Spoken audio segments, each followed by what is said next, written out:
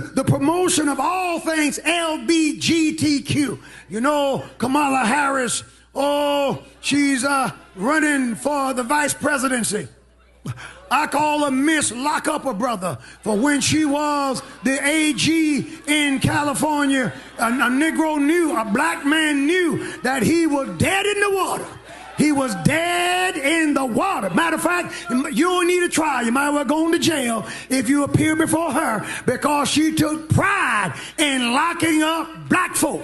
And now all of a sudden she's trying to be sister girl. I'm telling it. Check out her record. She locked us up left and right. Yes, she did. Yes, she did. Yes, she did. Yes, you did, Kamala, however I should pronounce it, you did. And now we're supposed to forget all that stuff.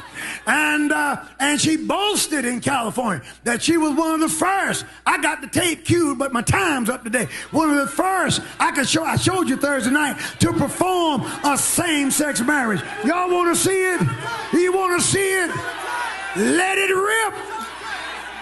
Let the rings exchanged and the vows declared symbolize your commitment, sincerity, and affection. Yeah. And may your love never falter. May your love never falter. By virtue of the power and authority vested in me by the state of California, I now declare you spouses for life. Cut. Now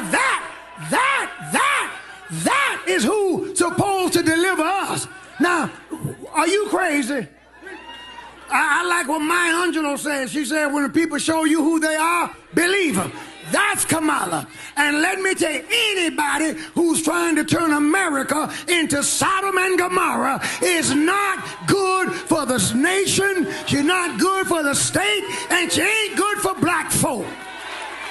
I want to bring in Congresswoman Gabbard. Congresswoman Gabbard, you took issue with Senator Harris confronting Vice President Biden at the last debate. You called it a, quote, false accusation that Joe Biden is a racist. What's your response? I want to bring the conversation back to the broken criminal justice system that is disproportionately negatively impacting black and brown people all across this country today. Now, Senator Harris says she's proud of her record as a prosecutor and that she'll be a prosecutor president, but I'm deeply concerned about this record. There are too many examples to cite, but she put over 1,500 people in jail for marijuana violations and then laughed about it when she was asked if she ever smoked marijuana. She blocked evidence. She blocked evidence that would have freed an innocent man from death row until the courts forced her to do so. She kept people in prison beyond their sentences to use them as cheap labor for the state of California. And she fought to keep cash bail system in place. That impacts poor people in the worst kind of way. Thank you, Congresswoman. Senator Harris, your response. As the elected Attorney General of California, I did the work of significantly reforming the criminal justice system of a state of 40 million people, which became a national model for the work that needs to be done. And I am proud of that work.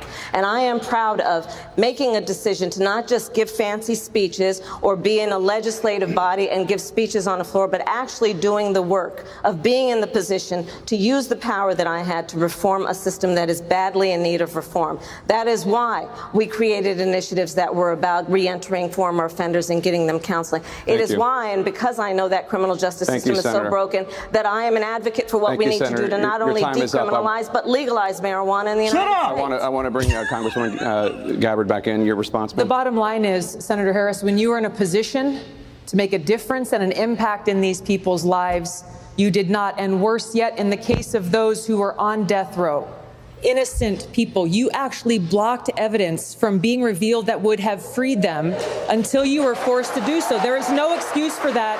And the people who suffered under your reign as prosecutor, you owe them an apology.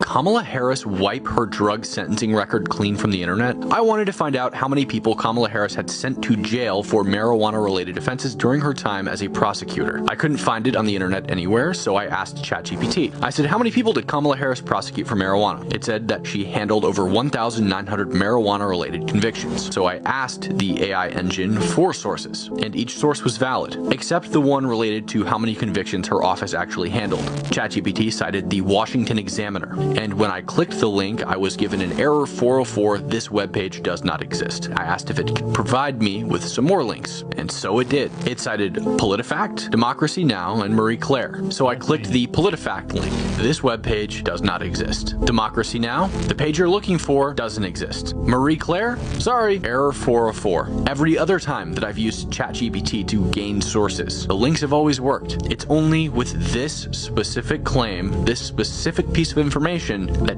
every single source that at one time made this claim has taken their webpage down. Let me know what you think down below and follow.